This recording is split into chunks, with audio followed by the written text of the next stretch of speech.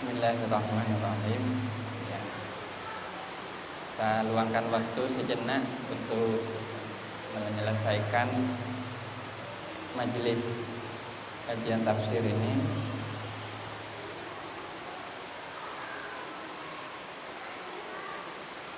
Sampai di ayat 9. Rabbul masyriqi wal maghribi la ilaha illa huwa fattakhidhu wakila.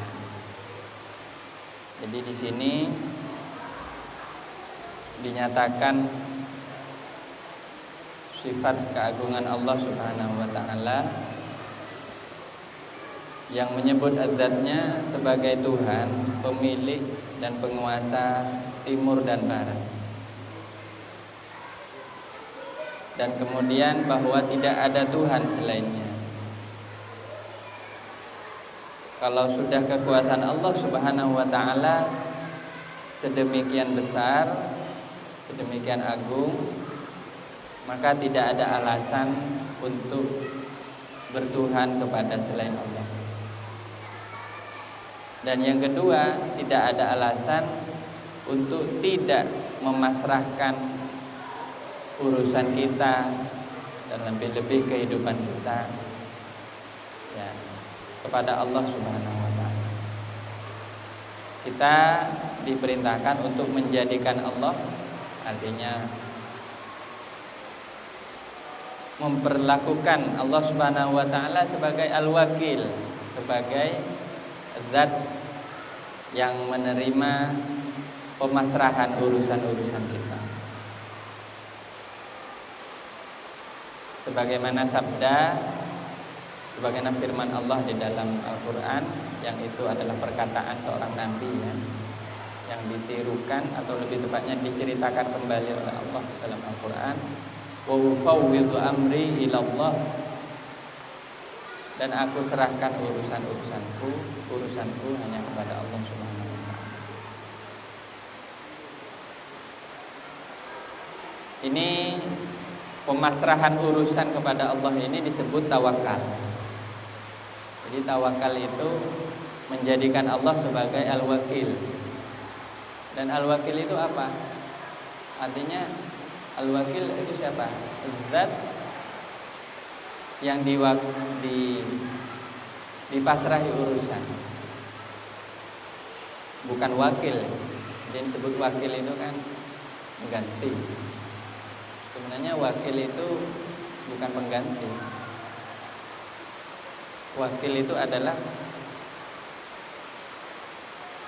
al-mawkul fil umur, yang dipasrahi urusan di dalam, yang dipasrahi urusan itu al-wakil.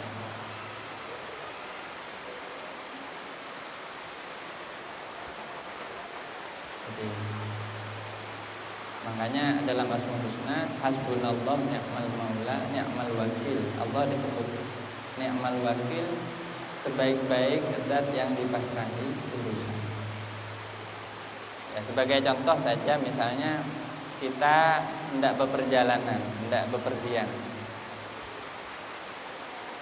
Ada doa yang diajarkan oleh Nabi Muhammad SAW. Allahumma antas sahibu fis safar wa antal khalifatu fil ahli. Nah, ini doanya panjang. Ya Allah, Engkau adalah sahabat dalam perjalanan.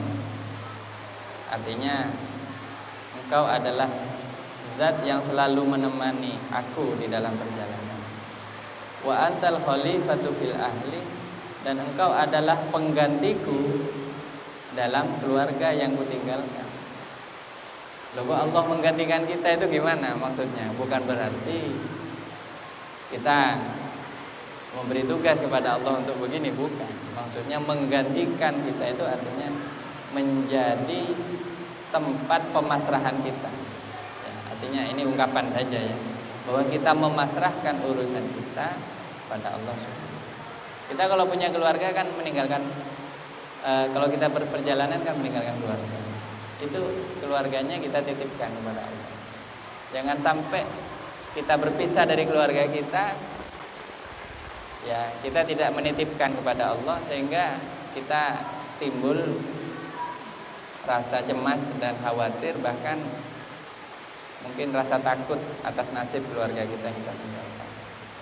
Ya. Karena kalau orang sudah keluar dari rumahnya, ya, risiko di perjalanan itu sangat mungkin, apalagi di zaman sekarang.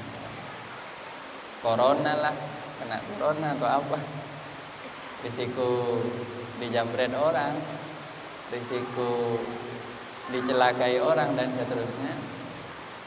Maka kalau kita pasrahkan, meski kita berjauhan, tapi karena Allah selalu mengawasi hambanya dan menyertai hambanya, maka tidak ada yang perlu dikhawatirkan. Ini tawakal. Jadi tawakal ini berat ya. Menurut para ulama, tantangannya orang bertawakal itu terkadang adalah ingin merasa mengatur urusan kita, dan bahkan kadang ikut mengatur urusannya Allah. Nah ini karena sifat ego kita yang terlalu tinggi. Sebagai contoh ya, seorang hamba Allah misalnya sudah berdoa, maka sebenarnya sikap yang tepat setelah dia berdoa adalah bertawakal. Pasrahkan hasilnya kepada Allah. Setelah berdoa kok masih khawatir, masih was-was, berarti tidak serius berdoanya, atau berdoanya belum bertawakal. Sebagai contoh misalnya, kita buka toko atau buka jualan. Begitu kita membuka, kita berdoa, Bismillahirrahmanirrahim, Bismillahirrahmanirrahim, la quwata illa billah. Ya Allah, saya mohon semoga rezeki saya barokah hari ini. Bukalah. Sampai siang tidak ada yang laku masih. Udah mulai was-was itu.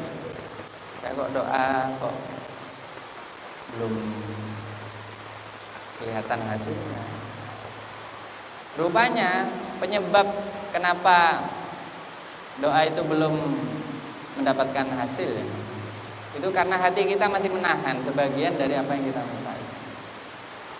Jadi ciri dari hati yang belum bertawakal itu belum pasrah betul. Namanya orang belum pasrah ya, ada ganjalan di dalam hati kita, biasanya dengan merasa gimana kalau begini, padahal tadi sudah berdoa gitu. Nah ini sebenarnya ya yang mungkin ya banyak terjadi ketika banyak orang berdoa namun masih merasa dirinya mampu melakukan apa yang telah dia pasrahkan. Lalu bagaimana? Apakah bertawakal itu berarti kita tidak berusaha? Tidak, tetap berusaha. Hanya usaha kita itu sudah tidak lagi dipusingkan dengan hasil akhirnya. Karena hasil akhirnya tadi itu sudah dipasrahkan kepada Allah. Nah, ini sikap yang terbaik dari seorang mukmin, fattakhidhu wakila. Jadi jadikan Allah ya, sebagai contoh misalnya kalau malam hari ini hujan, ini gimana? Ada yang mau pulang atau gimana? Ya sudah pasrah saja. Pasrahkan kepada Allah bahwa kita akan pulang dengan selamat dan dengan baik. Maka Allah akan memberikan waktu yang tepat untuk dan memberikan semua yang kita butuhkan. Ada orang ceritanya, ada orang melakukan perjalanan. Dia itu hendak sudah keluar dari rumahnya, tiba-tiba ditelepon atau dihubungi oleh gurunya. Ditunda dulu. Ditunda nanti sore atau mungkin berapa jam. Jangan sekarang. Kemudian dia aslinya sudah siap naik mobil katakanlah begitu, menunda berapa jam. Dia tidak tahu alasan kenapa harus menunda. Ternyata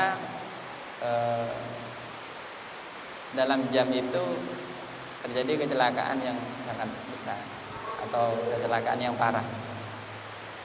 Dan dia baru menyadari kalau dengan dia ditahan itu dia selamat, dia diselamatkan. Jadi ingat juga ya bahwa Allah Subhanahu wa taala punya sifat al-muqaddim al-muakhir. Allah itu yang mendahulukan dan mengakhirkan. Allah yang mendahulukan sesuatu sebelum kita minta, bahkan sebelum kita harapkan. Tiba-tiba sudah sesuatu datang begitu. Atau Allah juga mengakhirkan. Terkadang sesuatu yang kita minta lambat sekali datangnya, karena memang ada alasan-alasan tertentu yang Allah lebih tahu daripada kita. Ya. Disinilah pentingnya kita bertawakal. Jadi akhlak kita kalau berdoa, pertama berdoa dengan seikhlas hati dan dengan kondisi yang terbaik. Jadi katanya Allah tidak mendengar doa orang yang bermain-main. Doa tapi sambil pegang HP, sambil baca WA, itu tidak serius doa itu. Itu doanya lagho atau doa sia-sia. Ya. Kemudian setelah berdoa, punyalah keyakinan bahwa Allah mengabulkan doa itu. Ya. Dan yang ketiga, pasrahkan hasil diijabah doanya itu atau dikabulkannya doa itu, pasrahkan kepada Allah. Maka ini ciri-ciri orang yang selamat, sehingga dia tidak terputus dari rahmat Allah dari awal sampai akhir. Ada orang yang berdoa di awal, dia ingat kepada Allah, yakin kepada Allah, tapi di pertengahan putus harapannya kepada Allah. Dia kembali ke dalam situasi sebelum berdoa, yaitu situasi putus asa, rasa takut, kecewa, dan akhirnya dia celaka. Jadi ternyata bertawakal itu sangatlah berat, sampai Allah mengingatkan sendiri dalam Al-Quran dalam ayat yang lain, wa 'alallahi falyatawakkalul mutawakkilun. Orang yang bertawakal hendaklah benar-benar bertawakal. Jadi masih sudah bertawakal, masih disuruh bertawakal lagi. Jadi ternyata kita harus selalu untuk latihan untuk bisa bertawakal dalam segala urusan. Ya. Jadi itu sedikit mungkin hikmah. Ya, saya tambahkan satu ayat lagi karena tadi sudah ada dibaca. Wasbir ala ma yaquluna, dan sabarlah siapa engkau wahai Muhammad ya ala ma yaquluna, atas sesuatu yaquluna yang mereka katakan, orang-orang musyrik Mekah. Wahjurhum, dan tinggalkanlah mereka hajron jamila, dengan meninggalkan jamilan ya, secara santun, dengan santun. Nah, ini perintah Nabi pertama untuk bersabar atas gangguan dari orang-orang kafir. Rasulullah Shallallahu Alaihi Wasallam disebutkan, beliau itu disebut sebagai sahir, tukang sihir, disebut juga penyair, disebut orang gila. Segala sebutan yang sangat rendah dalam masyarakat Arab, semua kejelekan itu disematkan kepada pribadi mulia dan agung Rasulullah Sallallahu Alaihi Wasallam. Jadi ciri dari orang yang tidak tahu derajatnya orang lain itu biasanya suka mencaci, suka menyematkan sebutan-sebutan yang jelek, yang bodoh lah, orang gila lah, orang sinting, orang stres. Padahal orang yang disebutkan ini adalah orang yang mulia di sisi Allah Subhanahu wa taala. Makanya kita aja walaupun kepada orang gila tidak boleh mengatakan gila. Misalnya ada orang yang menurut orang gila, lalu bilang, "Oh, orang gila itu." Ternyata itu orang yang ahli ibadah. Hanya dia pura-pura gila kadang-kadang. Ada orang yang pura-pura gila. Orang yang pura-pura gila itu untuk menutupi kewarasannya. Kalau kayak kita kan kebalikan, kita kelihatannya waras tapi aslinya kita gila. Kenapa? entah gila harta atau gila wanita gitu. Jadi masih mending kayak Gus Dur itu ya, Al-Maghfurlah Gus Dur, Kiai Abdurrahman Wahid. Itu kan orang yang pura-pura gila sebenarnya, tapi aslinya nggak gila. Beliau orang yang sangat rasional, sangat intelek, tapi kayak orang gila gitu. Kenapa? Karena seolah-olah saya naik dewe gitu, lakukan sesuatu. Tapi aslinya beliau ini orang yang sangat rasional. Makanya masih lebih baik pura-pura gila daripada pura-pura waras. Lah ini semua sebutan gila lah, penyihir macam-macam ini. Dan ini semua gangguan dan penderitaan yang dialami oleh Rasulullah SAW. Ini dengan kadar tertentu juga dialami oleh para nabi sebelumnya. Sebagai contoh, mulai dari zaman Nabi Nuh ya, semua nabi itu dicaci ya. Bahkan katanya ada orang yang mensyaratkan supaya orang disebut orang yang mulia di sisi Allah, yaitu kekasih Allah atau waliullah. Syaratnya orang jadi wali itu harus pernah dicaci, pernah difitnah orang. Kalau ada orang jadi wali lurus-lurus saja, tidak pernah dicaci, tidak pernah, itu bukan wali itu. Kenapa? Karena yang dialami oleh para nabi seperti itu. Jadi para nabi itu berdakwah di jalannya Allah, tapi yang diperoleh adalah cacian, hinaan, dan bahkan gangguan secara fisik. Apa perintah Allah? Sabar atas apa yang mereka katakan. Dari sejak ini Rasulullah SAW menjadi pribadi yang luar biasa sabar. Jadi Rasulullah tidak pernah mempedulikan apa yang mereka katakan, mau dibilang apa, karena beliau telah mendapatkan perintah dari wahyu ya. Dan Rasulullah diperintahkan untuk meninggalkan mereka dengan tanpa membalas perkataan mereka. Nah ini akhlaknya baginda Nabi Muhammad sallallahu alaihi wasallam. Allahumma sholli ala Muhammad, Allahumma sholli ala. Jadi akhlaknya orang kalau dicaci itu bukan dengan ikut mencaci, tapi meninggalkan, dicuekin, jalan saja pulang gitu. Ya. Jangan dibalas, pokoknya jangan dibalas. Wahjurhum hajron jamila. Kalau dibalas maka terjadi percekcokan. Bagaimana dengan orang yang sombong? Orang yang sombong itu kita abaikan saja. Tapi kalau dia kesombongannya terlalu kebangetan, misalnya dengan kesombongan itu dia sudah mulai mengganggu kita, maka boleh kita sombongi balik gitu. Boleh kita layani kesombongannya dengan pura-pura sombong. Bukan kitanya jadi sombong, pura-pura sombong. Misalnya kita sok kuat misalnya. Ya ada orang nantang kita duel, dia sombong. Kita males. Pertama jangan ditantang, jangan diladeni. Ini akhlaknya Nabi ya. Tidak diladeni, diam. Lewat gitu. Loh kok dia masih tetap ngotot? Ya sudah sekalian diladeni.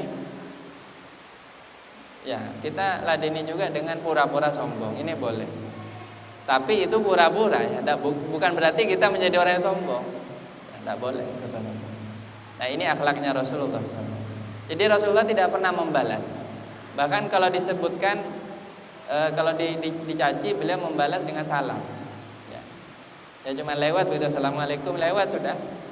Nah ini akhlaknya. Jadi kalau ada orang ngajak tengkar, akhlaknya adalah kita lewat saja, jangan dipedulikan. Bagaimana dengan di medsos sekarang? Saya ini wahjurhum hajron jamila ini juga bisa ditafsirkan dalam konteks hari ini ya. Karena di medsos itu banyak orang ngajak tengkar gitu, ngajak debat. Iya kalau debatnya ilmiah. Yang repot nih kalau debat kusir. Debat kusir itu debat tapi tujuannya untuk tengkar sebenarnya, bukan mencari kebenaran.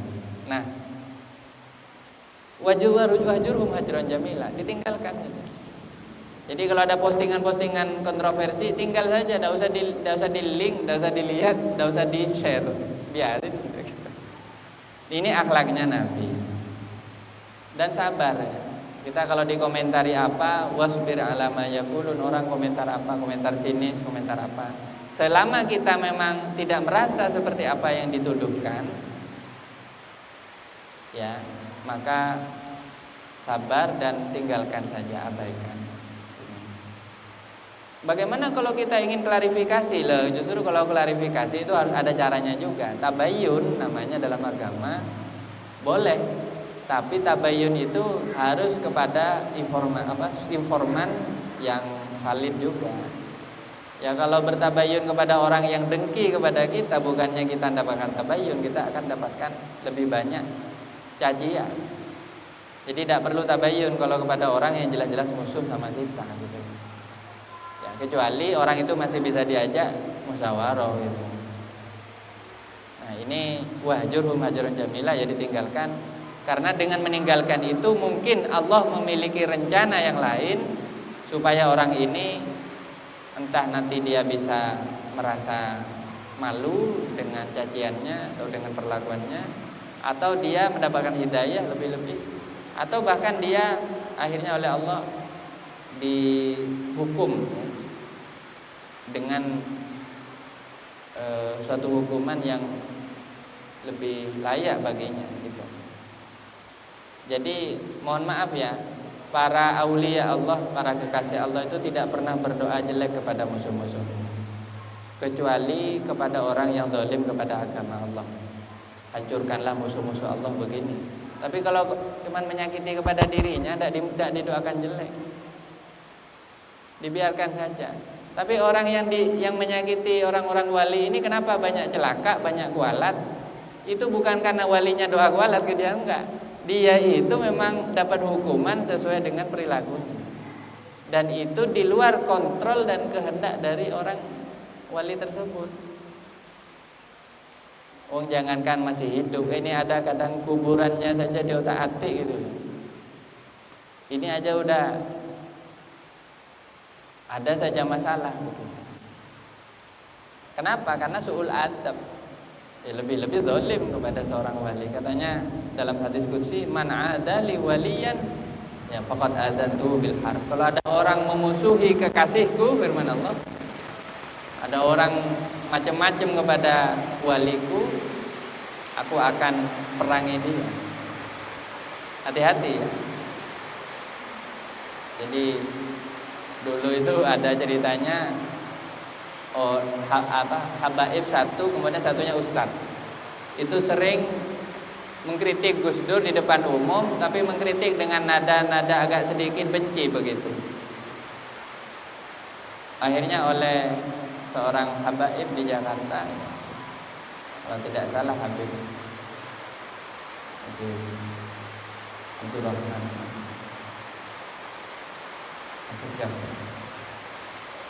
saya lupa, ada kisahnya, dipanggil, kamu tahu nggak ini? Gus Dur itu ulama dari barat sama timur kenal semua. Kamu jangan mencaci kayak gitu, jangan suka kayak gitu. Mungkin sama kayak sekarang ya, kayak Habib Rizik misalnya. Habib Rizik itu dicaci orang begini-begini. Ini hati-hati, kita tidak tahu siapa beliau hakikatnya, tidak tahu. Udah tidak usah ikut-ikutan. Makanya saya bilang, orang-orang yang pro kontroversi di media itu cuma bisa jadi penampilannya saja. Tapi hakikatnya apa dia orang yang baik atau orang yang jahat, kita tidak tahu. Ya. Makanya ternyata banyak orang yang ketika dicaci, loh kok tambah tinggi kemuliaannya. Nah, terkadang begitu. Yang intinya kalau kita tidak tahu, tidak usah ikut-ikutan. Ya berkomentarlah sesuai dengan yang bermanfaat saja untuk kita. Ini ada pesan saya ingin menyampaikan. Oh ya, sayangnya HP saya ketinggalan. Jadi ada pesannya Kiai Nawawi Sidogiri almarhum yang kemarin wafat, kepada seorang kiai dari Tubondo, namanya Kiai Imam Bukhari.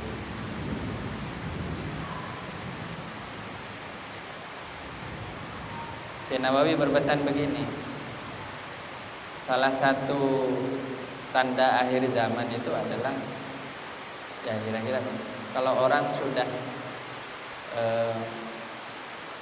banyak melakukan hal-hal yang tidak berguna, kemudian melebih-lebihkan perkataan, ya fudulul kalam.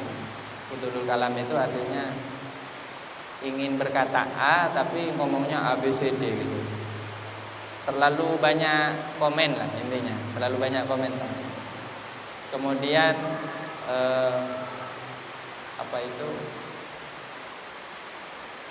orang enggan untuk ini ya, intinya enggan untuk diam, ya, diam dan memperbanyak zikir. Makanya kita tahu kalau Syekh Nawawi ini, Syekh Nawawi Abdul Jalil ini, beliau ini tidak banyak komen orangnya. Beliau diam. Ya mungkin karena menghindari tadi ya, karena apa? Doanya atau perkataannya orang soleh itu takut menjadi doa. Takut apa? Takut kalau banyak komen perkataan beliau itu takut dikomentari atau ditanggapi tidak benar oleh orang lain, sehingga beliau lebih memilih tidak komentar. Jadi itu sabar atas perkataan orang lain dan meninggalkan orang-orang yang menyakiti atau mengganggu dengan tanpa membalasnya. Ini adalah dua akhlak kenabian. Wadharni wal mukadzibin wallahu a'lam bishawab. Shadaqallahul azim. Ya, demikian untuk materi malam hari ini. Insyaallah kalau tidak ada uzur untuk lebih membuat barokahnya majelis ini, mungkin di sela-sela kajian tafsir ini kita juga akan membaca ilmu hadis. Hadis ya. Jadi rasanya kalau membaca Al-Quran tanpa ada hadisnya kok rasanya kurang. Bukan kurang, tapi rasanya ingin lebih sempurna lagi. Insyaallah mungkin walaupun satu hadis kita niat tabarruk atau mencari barokah, semoga oleh Allah Subhanahu wa taala dimudahkan. Amin. Niatnya tidak ada lain kecuali untuk mencari barokah dari ngaji hadis. Jadi nanti satu ayat atau berapa ayat Al-Quran, kemudian nanti satu hadis. Nanti kajiannya seperti itu. Untuk informasinya cukup ditulis begini Ustaz ya, kajian tafsir dan hadis begini, atau kajian Al-Quran dan hadis. Jadi tidak perlu. Nanti saya baca atau saya kutip dari kitab Riyadhus Shalihin. Kitab hadis itu banyak hadis sahih juga di dalamnya. Karangan dari Imam An-Nawawi. Namanya Imam An-Nawawi. Tapi ini bukan Kiai Nawawi Sidogiri, ini Nawawi yang lain. Ini Imam Nawawi dari 500 tahun yang lalu kira-kira. Jadi ini Imam Nawawi pertama yang kemudian namanya ditiru, yang terkenal Syekh Nawawi Al-Bantani dari Banten yang wafat di Mekah. Nah kemudian Kiai Nawawi ini banyak kemudian ditiru namanya Nawawi. Jadi kalau ada sebutan Syekh Nawawi itu Nawawi siapa harus diperjelas. Tapi kalau disebut Imam An-Nawawi itu artinya Imam Nawawi yang punya kitab atau punya karangan Riyadhus Shalihin antara lain. Dan beliau ini seorang mujtahid mazhab di dalam mazhab Syafi'i. Namanya Imam Yahya bin Yahya Syarafuddin Yahya An-Nawawi. Nama aslinya beliau Yahya. Itu Imam An-Nawawi ini seorang ulama. Umurnya waktu wafat masih umur 42 tahun. Masih sangat muda. Tapi beliau jadi orang alim-alimnya orang itu di zamannya. Dan sampai karangannya itu berpuluh-puluh jilid. Nah, ini kita tabarruk, saya ingin ya kita ngaji hadis. Soalnya katanya ada seorang ulama mengatakan barang siapa satu hadis dibacakan itu katanya menjadi keamanan bagi lokasi atau wilayah tersebut. Jadi ya harapannya ya kita jadi kena dapat barokahnya luar biasa. Ya, ini mungkin kalau ada pertanyaan satu saja ya terakhir sebelum kita akhiri. Nah ini sudah 7:30. Monggo barangkali ada pertanyaan.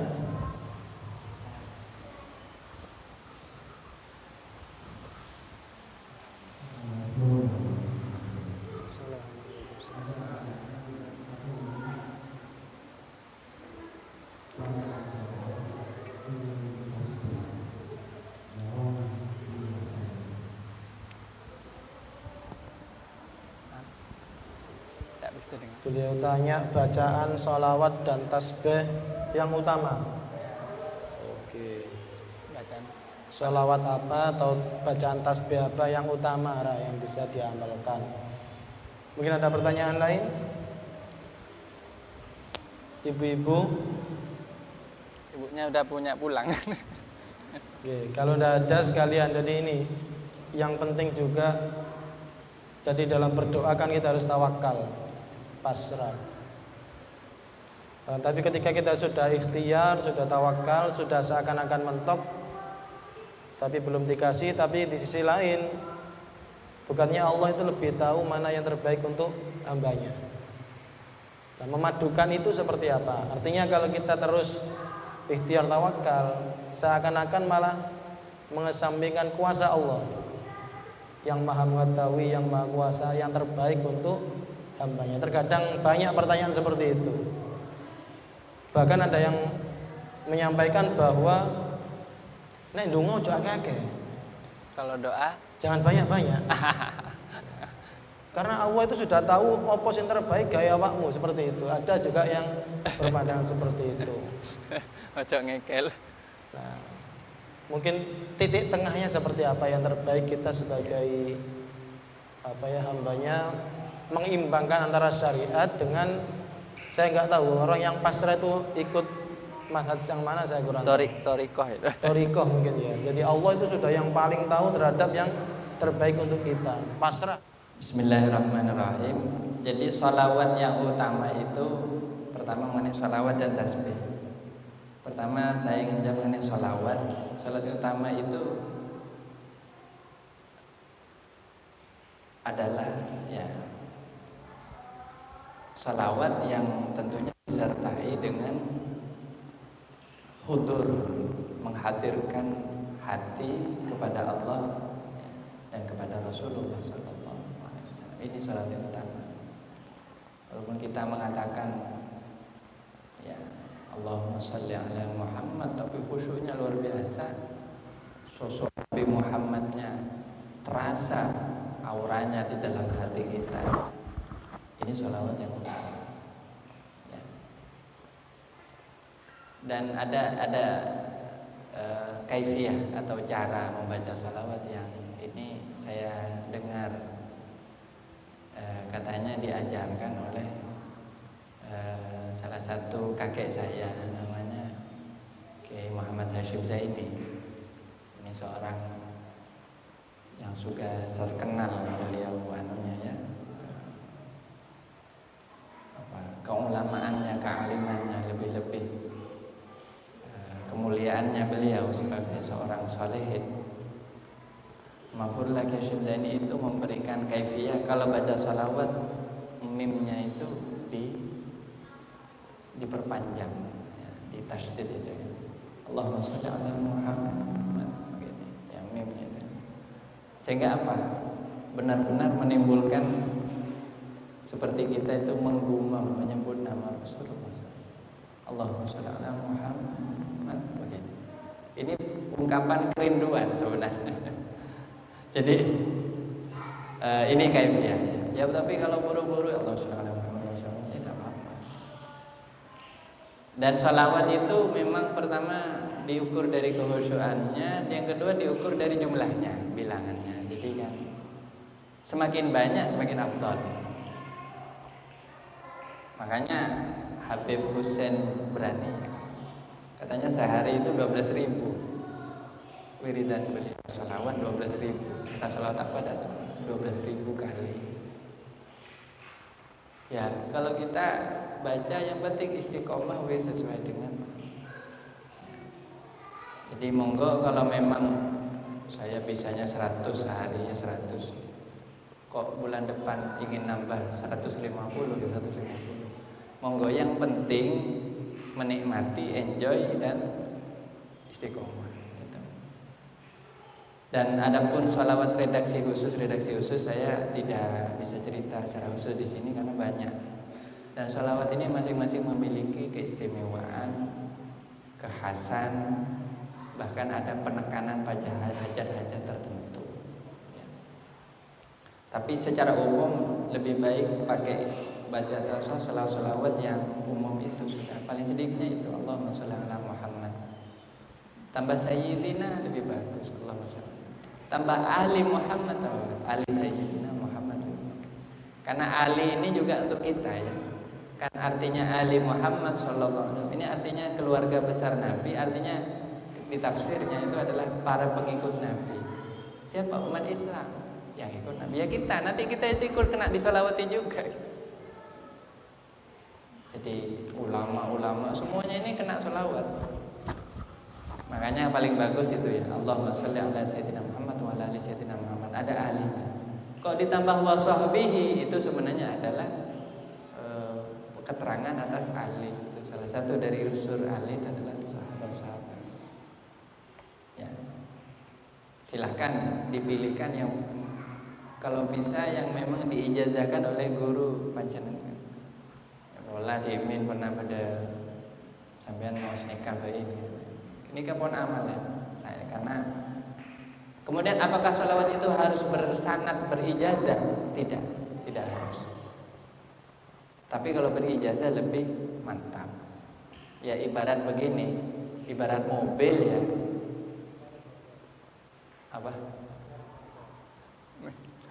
Ibarat mobil atau sepeda motor, ya kalau sudah keluar dari toko ya sudah bisa dipakai, surat-surat sudah lengkap semua.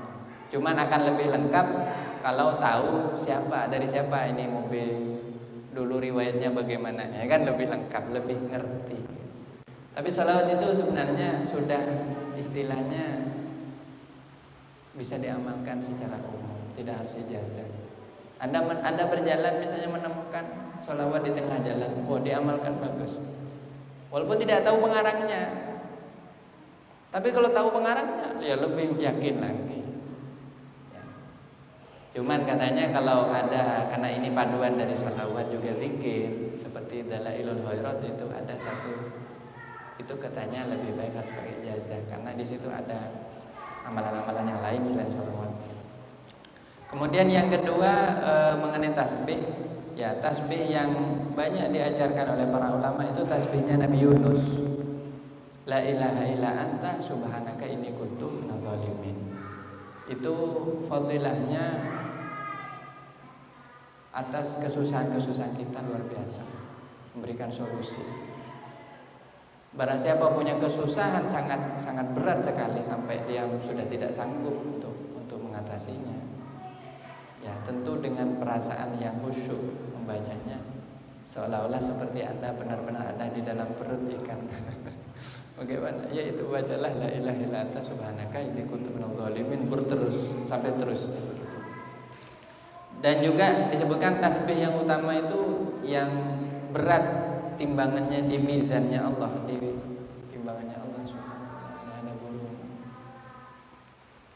Itu adalah subhanallah wa bihamdihi subhanallah bil azim. Itu tasbih yang utama. Dan itu paling disunnah, paling dianjurkan dibaca pagi dan sore harinya. Adapun tasbih-tasbih yang lain bagaimana? Ya, paling sedikitnya subhanallah. Ya, itu tasbih. Kemudian yang kedua mengenai masalah tawakal dan ikhtiar. Pertama ya, orang berdoa itu sebenarnya dalam rangka untuk berharap kepada Allah mendapatkan sesuatu. Karena Allah Maha Kaya. Allah yang punya gudangnya langit dan bumi. Sampai mau minta gunung pun, ya saya jangan minta gunung. Maksud saya itu cuma ungkapan. Sampai minta sesuatu yang besar, kalau memang benar-benar mohon kepada yang punya, akan dikasih. Pertanyaannya sekarang, kita percaya diri apa enggak minta yang besar itu? Apa yang besar? Sebagai contoh misalnya, kita ingin ziarah ke Mekah dan Madinah. Ini besar menurut kita. Bukan biayanya yang besar, tapi nilainya. Lalu Mekah yang diminta. Jadi nikmat itu menurut kadar anggapan kita. Bagi seorang yang lain mungkin yang besar adalah dzurriyyah, keturunan yang soleh dan soleha besar. Nabi Ibrahim ya menunggu bisa punya Nabi Ismail, punya putra. Sabarnya luar biasa. Nabi Zakaria ya, sebagai contoh. Mohon 40 tahun, mohon terus mohon. Karena memang ingin. Makanya gini, kita pertama harus punya pandangan tentang nikmat apa yang akan kita mohon dari Allah. Ya, kalau kita ingin rezeki yang barokah itu gambarannya seperti apa sih? Apakah ada orang yang menggambarkan rezeki yang barokah itu punya uang 1 miliar, punya rekening 1 miliar, itu barokah? Tergantung, setiap orang punya gambaran yang berbeda-beda. Tapi kalau rezeki yang barokah itu gambarannya, ya Allah saya bisa bangun 10 masjid, ya Allah saya bisa bangun 100 madrasah. Tapi itu benar-benar dihadirkan dalam pikiran kita. Nilai dari pemberian Allah yang tinggi ini kita harapkan dengan doa, kita tarik dengan doa. Apakah Allah mampu memberikannya untuk kita? Allah mampu. Hanya sampeyan mungkin yang belum mampu untuk menerimanya. Kenapa? Karena masa depan itu misteri. Kan Allah yang tahu. Allah yang lebih mengetahui apakah kita mampu atau tidak menerima nikmat yang sebesar itu. Karena ada orang yang oleh Allah diuji dengan nikmat lalu sombong. Dia sebenarnya tidak mampu. Tiba-tiba dia dapat rezeki nomplok. Akhirnya apa? Pelit. Keluar sifat jeleknya. Pelit, sombong, dan seterusnya. Jadi pertama kita harus tahu nilai nikmat yang kita mohonkan. Nah makanya kalau berdoa itu harus ada nikmat besar yang memang kita mohonkan. Ya kalau kita tidak punya gambaran itu, mohonlah kebaikan di dunia dan akhirat. Rabbana atina fid dunya hasanah. Itu doa sapu jagat katanya. Sapu jagat itu artinya ya mohon selamat wis gitu. Mohon saya ini ya Allah jangan dicelakakan di dunia dan di akhirat. Ya perkara saya pernah jatuh dari sepeda motor 1-2 kali, ya itu anggaplah. Tapi kan akhirnya saya selamat juga, sehat gitu kan. Ini berdoa sapu jagat. Tapi kalau punya permohonan khusus, itu digambarkan dengan penuh detail kalau bisa. Dan itu nilai itulah yang dimohonkan di hadapan Allah. Kemudian itu yang pertama. Terus yang kedua, ini lebih detail lagi mengenai doa. Ketika kita sudah berdoa, kita harus punya keyakinan bahwa Allah mendengar doa kita. Kemudian bahwa Allah akan mengabulkan doa kita. Nah, disinilah pemasrahannya. Jadi ketika kita masrahkan itu, ini kan sudah didengar nih oleh Allah, sudah diketahui oleh Allah. Kita mulai memasrahkan, ya Allah, tentang kapan akan dikabulkannya itu hanya Engkaulah yang lebih tahu. Namanya dalam doa itu tawakkaltu 'alaika anta hasbi wa ni'mal wakil. Engkau adalah sebaik-baiknya yang aku pasrahi urusan. Pasrahkan. Dan ketika sudah dipasrahkan, sambil menunggu gitu ya, terwujudnya ini, terus melakukan sesuatu yang disukai oleh Allah. Apa yang disukai oleh Allah? Ikhtiar. Salat tetap dijaga. Ritme harian kita dijaga. Wirid dijaga terus. Artinya sepedanya tetap dikayuh. Amal soleh kita tetap dilakukan. Ini supaya menjaga, bukannya setelah doa lalu tadi itu diem, tidak ngapa-ngapain. Yang dimaksud ikhtiar itu mohon maaf ya, bukan mencari uang. Ikhtiar itu tergantung kebutuhan. Kalau kebutuhannya rezeki, ya mencari uang. Bukan mencari uang. Saya tidak suka istilah mencari uang. Mohon maaf. Saya lebih suka istilah menunggu uang. Karena uang itu jangan dicari, tapi ditunggu saja, biar datang ke rumah sendiri. Maksud saya ikhtiar dengan bekerja. Tadi itu saya cerita berbuat sesuatu yang kira-kira menjadi sebab datangnya rezeki. Kalau itu hajatnya adalah ilmu yang bermanfaat, ikhtiarnya ya belajar, ikhtiarnya ngaji.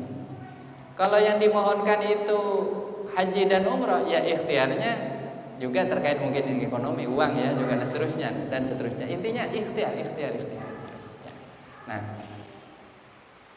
dan di dalam ikhtiar itu ada kadang prasyarat-prasyarat yang bukan prasyarat, hal-hal yang mempercepat datangnya apa yang dimohon itu.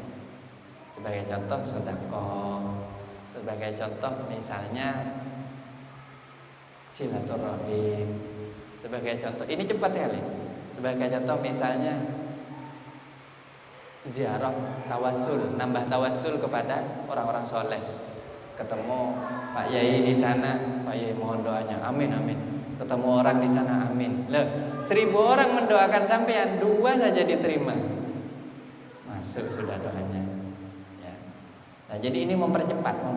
Ibaratnya begini, kita naik sepeda cuman modal sepeda ontel mau ke Surabaya. Tapi karena kita suka terus mengayuh, tugas kita cuma mengayuh. Nyampe Paiton ada mobil. Rit, mau kemana mas? Mau ke Surabaya. Loh, pakai sepeda ontel. 1 hari sampai 5 hari baru nyampe. Ayo naik truk saya. Naik truk. Sampai mana pak truknya? Sampai Probolinggo. Oh ya sudah, transit sampai Probolinggo, tambah cepat. Itu mempersingkat ikhtiar. Jadi ikhtiar pun sebenarnya bisa dipersingkat. Nah, sekali lagi terus tetap pemasrahan itu tetap pasrah ya. Nah ketika pemasrahan itu tidak boleh ditarik lagi, tidak boleh bilang ya Allah saya cancel doa saya. Loh ini kurang ajar banget nih. Ini hamba yang kurang ajar. Jadi hamba yang kurang ajar itu kalau sudah berdoa di cancel. Makanya kalau berdoa itu jangan ragu-ragu. Ya sekali sudah disampaikan doa kita sudah dipasrahkan. Ya. Dan tugas kita hanya itu berikhtiar dan melihat bagaimana Allah memberikan kepada kita. Sambil diawasi, jangan lewat sini, jangan lewat sini. Sambil dirasa-rasakan. Loh kok tiba-tiba nyampe Probolinggo tadi naik truknya, orangnya sudah berhenti. Turun ya dek, saya berhenti di sini. Ya, lanjut lagi ngayuh. Ternyata nggak sengaja dikasih tiket kereta.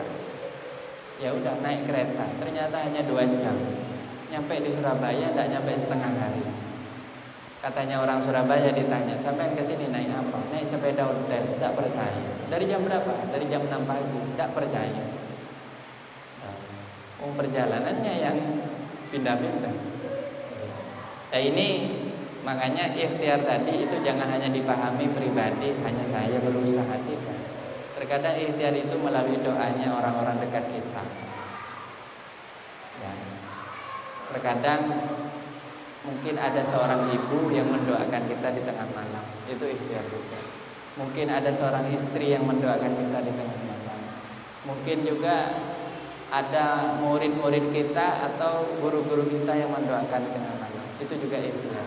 Makanya kita kalau minta doa kepada orang, itu benar-benar harus yang serius. Minta tolong Bu, minta tolong Pak Kiai, minta tolong Ustaz, guru, doakan saya. Doakan saya. Ciri guru yang peka atau orang yang mau mendoakan ini peka kepada kebutuhan kita, dia akan mengingat kita sepanjang waktu. Akhirnya ketika tengah malam tuh, tadi si A itu tadi minta doa kepada saya. Ya Allah, Engkau Maha Pemurah, berilah. Tiba-tiba besok SMS, alhamdulillah Pak Kiai yang kemarin sekarang. Oh, ternyata barokahnya didoakan malam-malam yang itu orangnya tidak tahu kapan dia didoakan. Makanya ini ya, kita kalau jangan pelit untuk minta doa, itu namanya tawasul juga sebenarnya. Dan paling cepatnya memang paling bagus dia tawasul pada orang-orang soleh. Jadi kalau sudah ada orang soleh yang menurut kita bisa mendoakan, ya mintalah doa kepada orang-orang guru-guru kita dengan kirim Fatihah atau ziarah. Tapi intinya kita sering tidak tahu dan tidak merasa bahwa yang menjadi sebab terwujudnya doa kita itu bukan semata-mata ikhtiar kita saja, tapi juga ikhtiar dari orang-orang yang mendoakan kita. Ya, insya Allah itu yang terjadi. Jadi kalau sudah pemasrahan, jangan ada rasa khawatir tidak diterima. Jadi katanya para ulama, jembatannya itu apa? Berbaik sangkalah kepada Allah Subhanahu wa taala. Dan kita harus malu kalau merasa bahwa kita mengatur-ngatur Allah.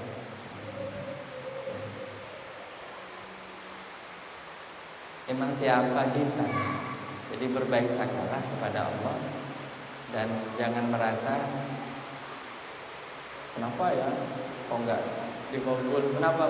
Jangan merasa begitu. Tapi karena itu bisa mendatangkan murkanya Allah SWT. Tapi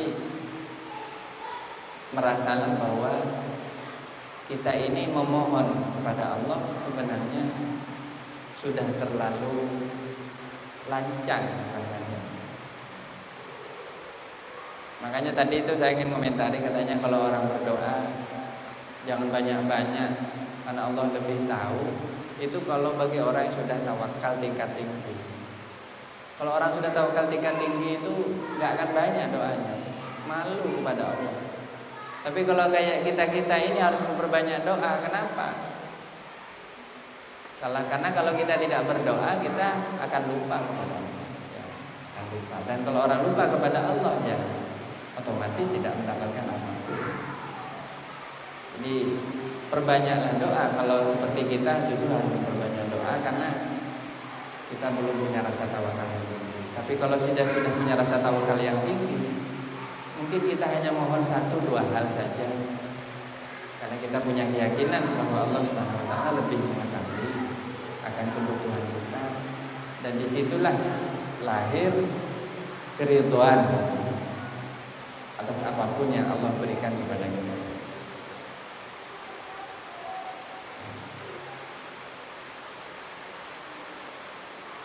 Oh ya, sebenarnya satu juga kata kuncinya bagi dikabulkannya doa itu adalah sabar. Sabar di dalam tadi itu menunggu terwujudnya suatu pertolongan. Atau sebagai contoh, Rasulullah SAW pada perang Badar itu cukup lama menunggu pertolongan Allah. Ya. Tapi benar-benar akhirnya turun. Cukup lama itu dalam arti sampai umat Islam saat itu banyak sudah mulai terbunuh. Ya, sampai muncul rasa takut ya bahwa akan terjadi suatu musibah, kekalahan pada umat Islam. Sampai keadaan terdesak begitu. Barulah dalam masa penungguan itu ya kemudian Allah secara luar biasa menurunkan bala bantuan dari para malaikat. Nah, ini yang kita akan akhirnya akan merasa sangat bersyukur kepada Allah.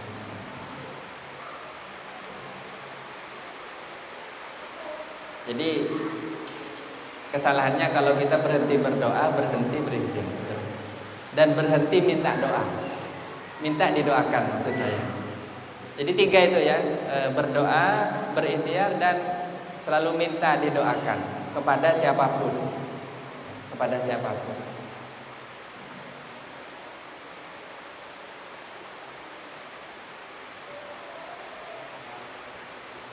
Ya mungkin itu saja.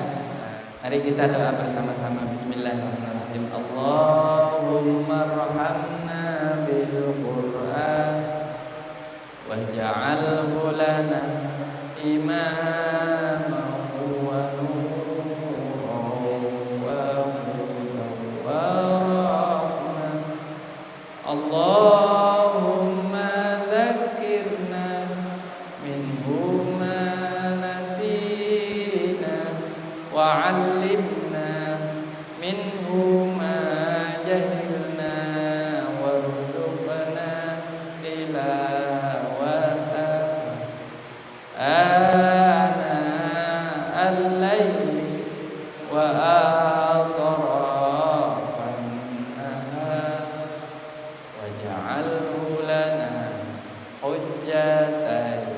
Ya Rabbal Alamin, Allah ya Rabbal Alamin.